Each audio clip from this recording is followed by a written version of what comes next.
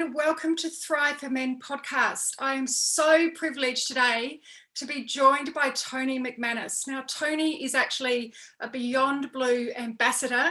He's had his own struggles and experiences with mental health, and we'll discuss that. And he's also got amazing amounts of charity work through a page called Connect to Grow. So make sure you get onto the Facebook page, Connect to Grow, volunteering, and speaks and helps people and organisations with their mental health. Now, this is Thrive for Men podcast and program. So anything we say does not negate anything that women go through.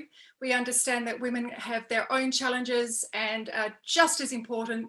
But because this is for Thrive for Men, we do speak very much specifically about men's health challenges. So thank you so much, Tony. Welcome. And let's get started talking about one of the most important topics, men's health. Thanks, Nant. It was great to connect with you over LinkedIn and have a couple of chats before we got to today. So I'm in your hands. Fire away with questions.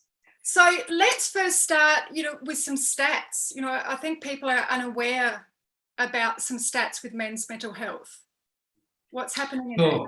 Well, basically, one of the reasons why we do focus on men is the suicide rate, which has grown lately from 8 to 9 people per day, and 80%, or 7 out of 9 people who take their lives every day are males. Okay. So there's a fairly significant imbalance between male and female in terms of actually taking their own life. Okay, that's absolutely significant. I mean, 9 people a day is just, that's a lot of people, isn't it, in Australia? Yeah, it has a huge ripple effect because for every one of those 9 people, there's family, there's friends, there's workmates, the broader community. So it does have a pretty horrible ripple effect throughout the community of those people who have taken their life. Now, let's start with your story because you're actually remarkable. Our discussion before this, it just blew me away because through your own challenges, you have created some of the most amazing volunteer charities, organisations, the most amazing awareness about men's mental health, and you're out there in the community mentoring and helping people. You've really taken what's happened in your life and made a difference in other people's lives because of that. So can you tell us a little bit about your story? Yeah, sure. This phase of my life probably evolved around about 2005 when I was working in a real estate business in Geelong, and one of my younger brothers who was working with me had been there for about 10 years or so. He took his own life one Sunday morning.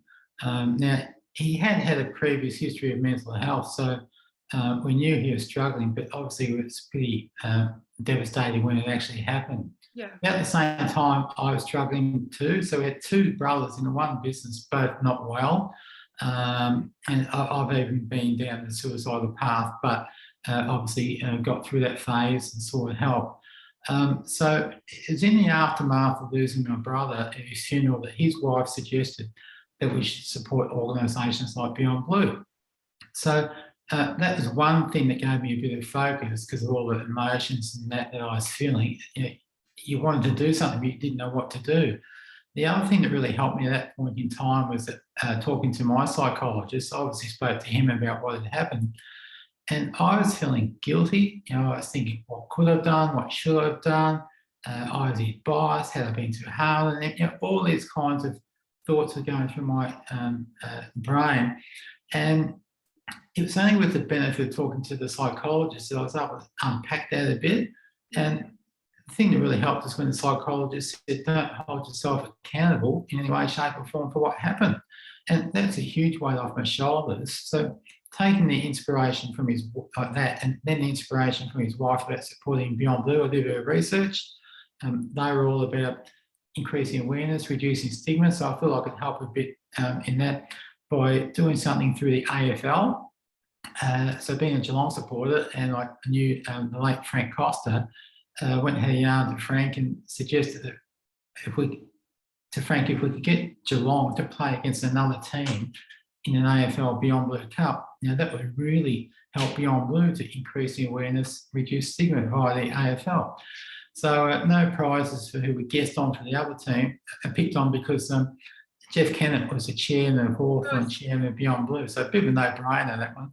But it's a very interesting story to probably say for another day of what it was like to be in a meeting with Frank Costa to my right-hand side and Jeff Kennett on the other side of the table. But obviously, we got the concept up, and it still runs nowadays. It's got a bit viral. It's gone to other sports, the National Rugby League, National Soccer League, but importantly throughout Victoria, urban football leagues, country football leagues, they all play Beyond Blue Cups. So the background of that was I couldn't do anything about what my brother had done, but I could do something positive in his memory. Yeah. I think that's a really important message for anyone who's lost someone to either suicide, but to cancer, to a stroke, whatever the issue is, you can do something positive in their memory. And I think we've got a really great example of this kind of thought process with what the great Neil Danaher is doing with Fight MMD. Yes. Where we thank God we haven't lost him at this point in time. Amazing. And we've got this, blessing of being able to see him tackle that issue before we lose him. And the legacy he's leaving, he's creating a lot of positive memories and hope for other people through dealing with his issues. So this kind of collective fundraising, awareness creating helps other people. So it's a good outcome. Absolutely. But how do you think we're going with the stigma around mental health? I think different demographics, there's different levels of stigma and so on. Like I do a bit of work in the construction industry at the moment, and there's a high level. Before we got on the podcast, that construction industry has a higher rate. Is that correct? Yeah. Okay. A high rate of suicide. It's very blokey. Yes. But my experience of dealing with guys in the construction industry is often they're working 6 days a week. Yep. There's tight deadlines for projects. A lot of them are single guys, so they're working 6 days a week. The day off, generally a Sunday, it's just recovery from the week. They're not getting out and about. They're not doing stuff. There is a bit of, not that I've been directly exposed to it, but there's self-medication, drug abuse, alcohol abuse, and a lot of them are also dealing with relationship issues. A fair number of them, they're trying to work and focus on the dangerous construction work, but if there's an issue at home with a wife or an ex-wife or partner, and they're arguing over kids, that's a significant distraction to the person, and a lot of grief, frustration with the family law system and the way the legal system is set up, probably a bit of an inbuilt bias against males. Mm-hmm.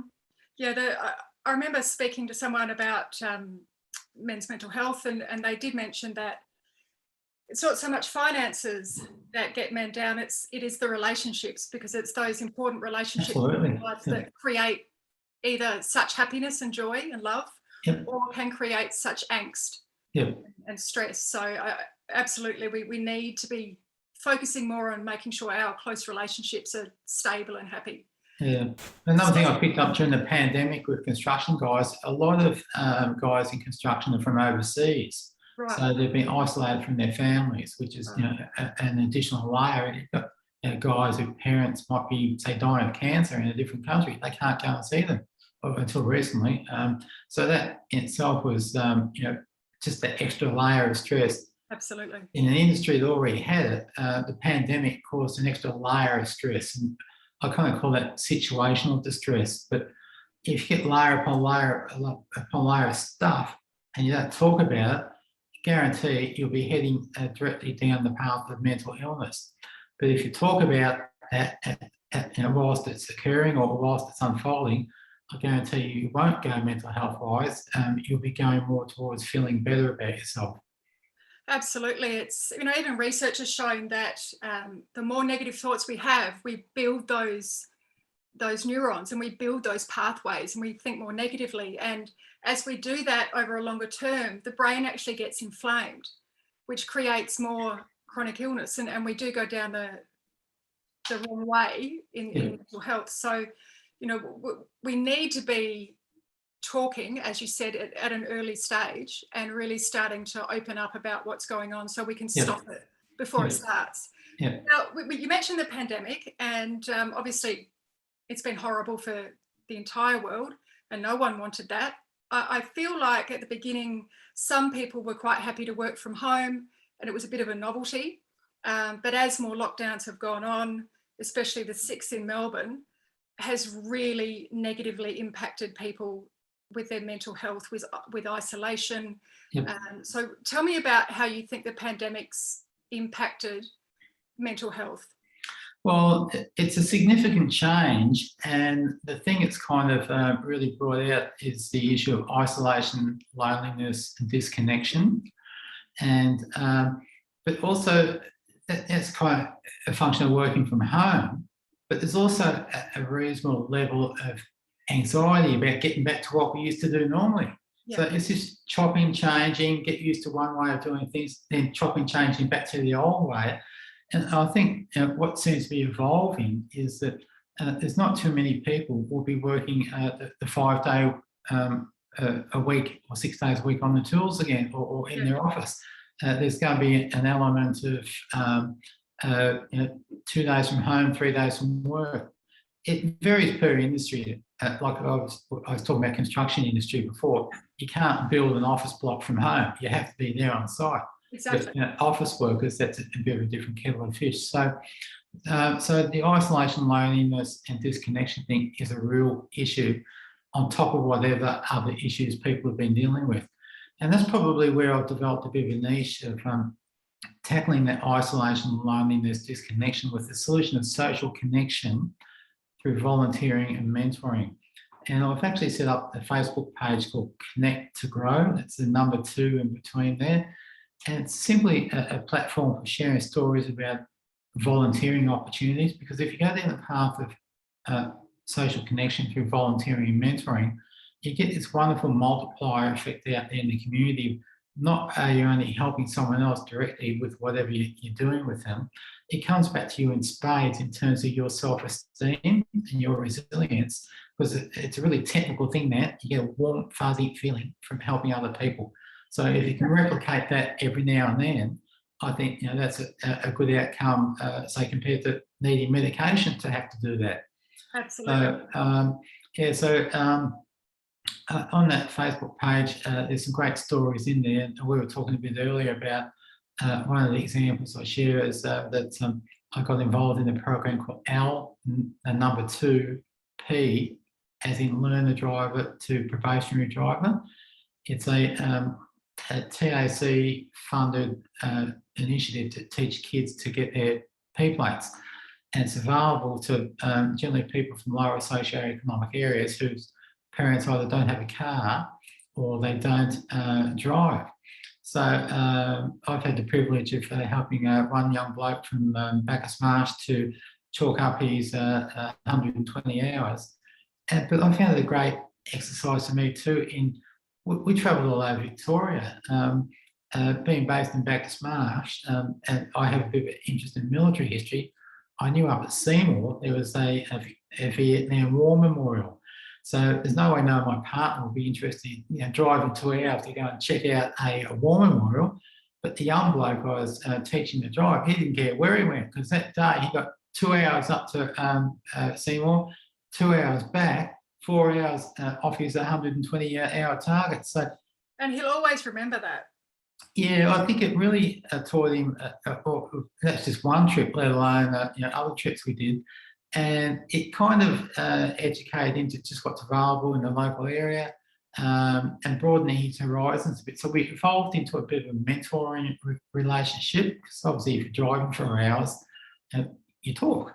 And I shared a template with him that talks about work-life balance, where we talk about ourselves, our relationships, our finances, our mental and physical health, what we do at school or work, and what we do in our leisure time. And that kind of is an agenda for staff to talk about, because generally if something's gone wrong, it's one of those 6 points that are either out of whack or neglected. And the classic thing for most of us is neglecting ourselves, self-care. So I actually have rolled that into the presentation of talks I give at the moment, where self-first is not selfish. And that was a phrase I picked up from Jeff Kennett. And the way he explained it was that if you don't concentrate on yourself and you're not firing on all cylinders yourself, all those other areas of your life that you're responsible for or accountable for, you're going to really struggle to attain, hit the goals, or deal with. So at first, like I said, put yourself first. I heard selfish, and but once he explained it and unpacked it, I thought, well, it does make a bit of sense. And the classic way, classic example is when you go on a plane, the hostesses show you all the procedures and so on, and the oxygen mask gets mentioned. And they say, when the oxygen mask comes down, put your own on first, then look after your kids or your partner. Yeah. That's the same analogy. If you're not safe yourself, you can't help the others. It's so true, and it really impacts the workplace as well, doesn't it? Because, you know, we spend, even though it might be via Zoom now, or, you know, we're working from home, we still spend a large part of our day at work or dealing with work. And it's so important that also the leaders in the workplace are coming from a place of health and wellness, leadership and understanding. So what have you found over the years with the change in acceptance and awareness about health and mental health in the workplace? Well, I think the stigma is reduced. Yeah. And if the stigma is reduced, there's more willingness to tackle it as opposed to not want to talk about it. I think a really great outcome has been the advent of what's known as EAP programs, or employee assistance programs, where workplaces who, you know, the pennies dropped and they're seeing the light, they will provide the EAP program, which normally means that staff members can phone up a counselling service and have 3 or 4 sessions. 1, they're paid for by the company. 2, they're totally confidential. So sometimes I get brought into workplaces just to highlight that Yes. You know, you can have this free confidential counselling, and the boss won't know about it. All they do is get a bill that says one of your staff members have a session or 2 or 3 sessions. So I think it's probably that type of program is more prevailing in big organisations, public service organisations. I recently did a talk to a bunch of CEOs, and 4 or 5 out of the 10 or so had not even heard about EAP programs. Right. So probably it's a function of the smaller the business, the less likelihood might be that they're aware of that program. But having said that, a small business, generally, you know the people personally, so you've probably got your finger on the pulse and you tend to engage more than a big organisation that might be multi-levels of bureaucracy, and, you know, you're a small cog in a big machine. So and I think smart companies can take this thought process of helping other people and turn it into an advantage for the culture at work. So it might be an organisation organises some volunteer days off, where they pay for employees to go and do some volunteering, and that helps build the morale, the culture within the organisation, and obviously ticks a very big box in terms of corporate social responsibility, where the organisation is putting a bit back into their local community. Absolutely. I think, you know, if the pandemic has taught us anything, it's that a lot of organisations are now taking the health of their team members seriously, and understanding that it's not just a personal responsibility, but it's a community responsibility, and it's a social responsibility in the workplace now. So tell me a little bit about bullying and the workplace. How has that changed over the years, do you think? Do you think we're dealing with bullying in the workplace very well? Well, I think it's getting better. It's a fairly insidious thing. I know one workplace where there was a bully who was doing a lot of bullying, right, and it was having a very negative effect on the people who were working below him. Yeah. and it wasn't really filtering through to the management in the organisation. But what eventually happened was that the people who were being bullied bypassed the bully, who was in their line of reporting, if that makes sense, bypassed him, went directly to management and started reporting. And all of a sudden, management, they're creating a file on this person. And after observing a number of incidents, they started performance managing him, and he was gone within about 6 weeks. And the boost to the morale and the culture in that organisation once the bully was removed was unbelievable. So it was like the bad apple in the fruit bowl, and you take away the bad apple and it's okay. So it's something that has to be addressed. I think I'm more concerned about it for youth and online, that kind of bullying. It's fairly insidious. It's anonymous. Every now and then I jump on Twitter and I can't believe how much of a cesspit that is in terms of people being picked on from keyboard warriors. So, but there's a lot of people out there who will be on the receiving end of that, and there's a reasonable number of suicides because of the overwhelming nature of it. So true. I mean, I was thinking earlier, when I grew up, sure, there was bullying, but when you left school, when you left the office, you didn't have to deal with it. Whereas it doesn't go away. Exactly. Now, people are still dealing with it 24 hours a day. So it's really something that we have to address. And that brings me to my next question. I always think we need to get back to basics. So it's very easy for a couple to go out on a date and sit on their phones, or I'll go out to a coffee shop and I'll see friends sitting but they're all on their phone, or people in a relationship will feel like they're not connecting because at the end of a work day they'll be sitting on the couch together but they're looking at their phones and they're not connecting. So exactly, so you're actually sitting next to your partner but you're not conversing with them, you're not present with them. So what do you say about that? What's your take on that? How social media has impacted our relationships? Yeah, it's a fair observation, and it needs to be addressed. And it's probably a little bit of a challenge for a lot of people to do that, but it's kind of like you might be having a date night, and your date night does not have a mobile device involved at all. Yeah. So you've just got to make the time for that one-on-one. It reminds me a bit of the "Are you okay?" messaging, where there's 4 parts of "Are you okay?" You ask the question, you listen, point people in the right direction, and then follow up to make sure they've done that.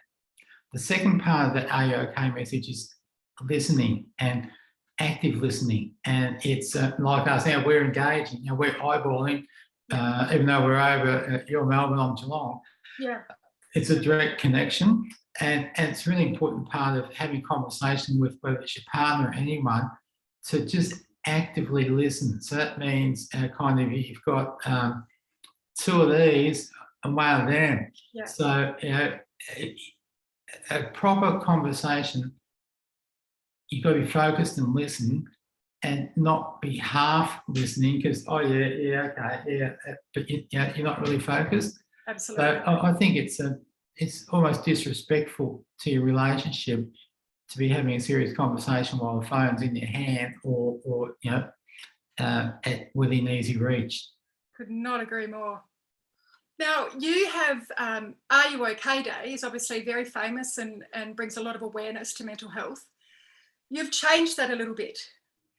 Yes. I proposed RAOK, which is shorthand for random act of kindness. So it's not as if you're going to be able to do "Are you okay?" every day, but something that's not a bad solution or feeling, but with the same principle and same outcome as doing that random act of kindness thing. It's simple stuff. It might be, buying someone a coffee where you can pay for it at cafes. I mentioned to you earlier an example about a random act of kindness that we did for a young kid who had been bullied. This kid, he had Asperger's, and he was only about 10 or so in primary school, but he wrote a letter to the local Geelong paper talking about being suicidal. And it blew us away. At that stage, I was doing a program called the Leaders for Geelong through the Committee for Geelong. And all the people in my group thought we should do something to support this kid and to acknowledge the public stand that he took against bullying, because he wrote his story, local newspaper, even hit the TV. So for the simple act of creating a certificate that we presented to him, and Billy Brownless was kind enough to come in and present the certificate, we gave him a certificate that made him an honorary leader for Geelong. So we were all, adults in our 20s, early 30s, being trained to be leaders of Geelong. But one night we had this young kid come on, 10 or 12-year-old, and all these people acknowledged how good a job he'd done. And it really helped me at that point in time. He went through further struggles. He lost his dad to suicide. But I've kept in touch with him, and we just have coffee every now and then, and it's like a mentoring relationship. So I kind of use that as an example of, it was a random act of kindness, because we thought we better do something for him, but we didn't expect the positive outcome that it would have on him at a crucial point in his life. So anyone at any time could be having a shit day, and if someone kind of does something positive or nice to them, it helps. Like I was in a men's circle meeting last night. We're a bunch of blokes, mainly from Queensland, but there was a young kid in the group, and I just sent him a chat message. He said, "Look, great to see a young bloke in here, lowering the average age compared to all of us old blokes." And he said, "Thanks for noticing me." And then he went on to say, people don't normally notice me or acknowledge me. So simple things can have a positive impact. Absolutely. Just being seen and being heard and not feeling invisible. Now, before we started the podcast, we were speaking about a sheet, and it's maybe something you can put in your neighbour's letterbox, especially at the moment. Yep. Tell me about that. Yeah, on my website under resources, so that's McManus Consulting Services, there's a great template produced by Are You OK? You can print it, it's A4, but you can cut it into 4 little messages that you can, if you're inclined to, you just write your name, your address, your phone number, and you maybe shove it in the letterbox of an old person near you, or someone you might haven't seen lately, just to check in on them to make sure they're okay. And it just prompts you can often just have a talk, do the shopping, pick up the mail, take your dog for a walk, or whatever else you want to nominate that you have an interest in. You might like bike riding, so you might come for a bike ride with me. So it's just a simple tool for prompting a bit of that social connection. Yeah. And it does work really well. And actually taking notice of who's around us, and like you said, that we haven't seen that person for a little while, we might just check on them, touch base with them. And it's probably important to check on the elderly. I think I really got inspired by that when I saw an old bloke literally hobbling along the front of my house early in the pandemic, and he had some kind of migrant background. He couldn't talk very well, and it turned out he had dementia, and he got lost So clearly something wasn't right. So myself and another guy observed him. We tried to engage with him, but we couldn't get any sense out of him. So we called the police, and they did the welfare thing and worked out where he lived and got him home. And it's simple stuff. But he could have been wandering the streets and got lost. It's just actually taking notice and taking a genuine interest, isn't it, in people? So what can we do? Because I do hear this a lot. A lot of people say to me, well, look, I'm not qualified in mental health. I'm worried about saying the wrong thing. If I see someone that I think struggling, what do we do if we think someone's struggling? What's the best thing to do? There's some really good resources on the Are You OK website. I think the message is you kind of don't be overwhelmed by the prospect that you're going to fix someone. You're just there to help support and point in the right direction. So if someone's really struggling, generally the best way of engaging in support from a mental health perspective is to talk to your doctor, your GP. And they're kind of the gateway to support. They might prescribe medication. They might also refer you to someone like a psychologist under what's called a mental health plan, or a counsellor. So you'd suggest that course of action, and then next time you see that person, maybe follow up just to see if they did, make that appointment. It might be a bit overwhelming, so you might have to make the doctor's appointment for them. Yeah.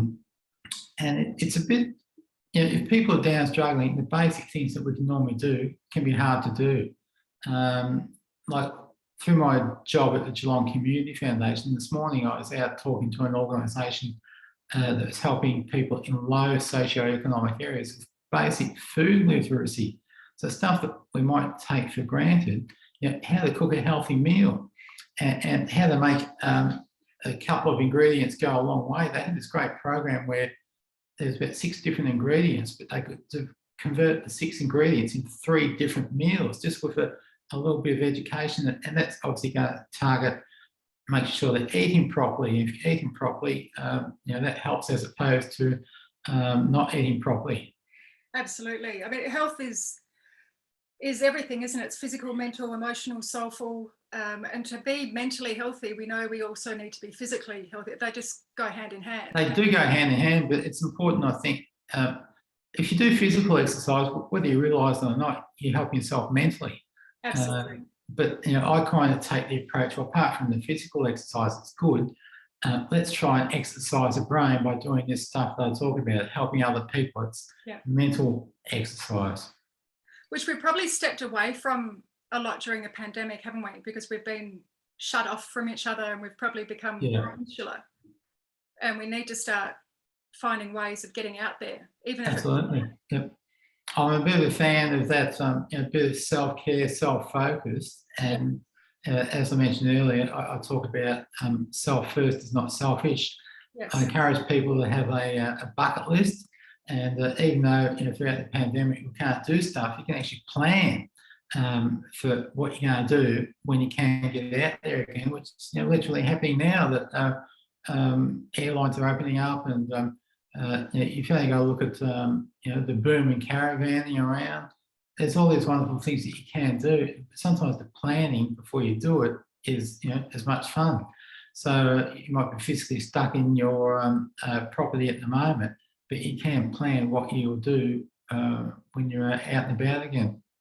Absolutely. And as we said before the podcast, when you're involved in volunteering and charity, you actually get to meet and make friends with, and you get to meet amazing people. You met someone really amazing. Tell me about that. Someone whose initials are Hugh, Jackman. Yes. And I must confess, I did show you a little video clip of not just a selfie of Hugh, but a video selfie of Hugh. It was a great video. And the way that evolved is that I was the Geelong branch president at the Fight Cancer Foundation, and Hugh Jackman's mother-in-law was the national CEO. So she's obviously got him and said, Hugh, you're going to be the national patron of this organisation, so you obviously can't say no to the mother-in-law. Absolutely. And so I've met him a few times at functions, and I hadn't seen him for about 15 years. And by coincidence, a year or so ago, I was up at Sydney picking up my daughter to bring her back to down this neck of the woods after she'd been there for 3 years. And she said, Dad, let's just go and have a coffee at my local cafe on the way out. So fair enough. It's a lovely little funky cafe in Bondi. And there's Hugh Jackman sitting on the next table. And also opposite him was another fellow that I've met at Stop Suicide conference. So I had a bit of an excuse to say hello. And so I went and had a chat to, I have a mental blank on the other night. I won't try and remember because it'll take me forever to remember the other fellow's name. And so I sat next to Hugh and I said, g'day to the bloke, and how you going, what's happening?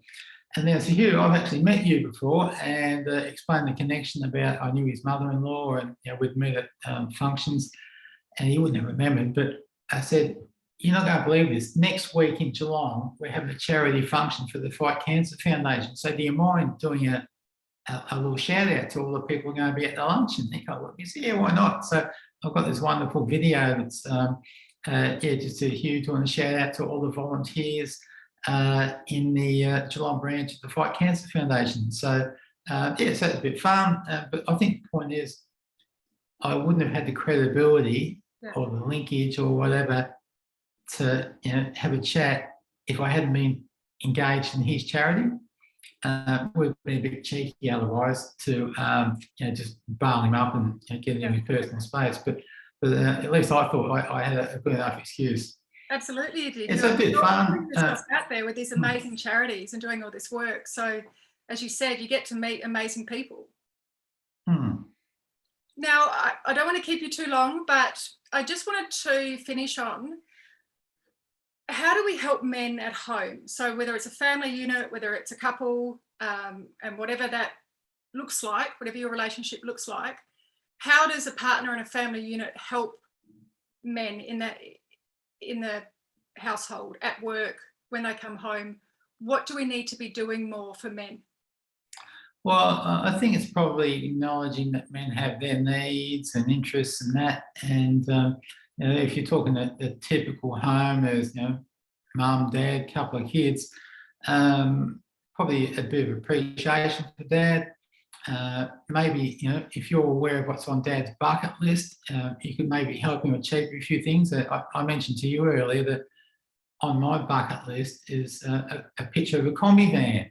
So one, I can't afford one at the moment, I've got nowhere to put it, but my daughters knew it was on my bucket list, so they gave me a voucher to hire a combi van for the weekend. So, that's a bit better than the standard jocks and socks that you get for your birthday and Christmas time.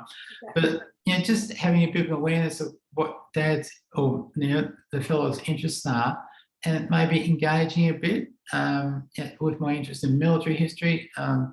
My kids might give me a video about the Kokoda track or a book about Gallipoli, because I know that's where my interest is. If dad's struggling, I think it's an important thing too to make sure that they are having a bit of time with maybe friends who've got similar interests. And this is where it's amazing how when I get talking to someone, it comes up about military stuff.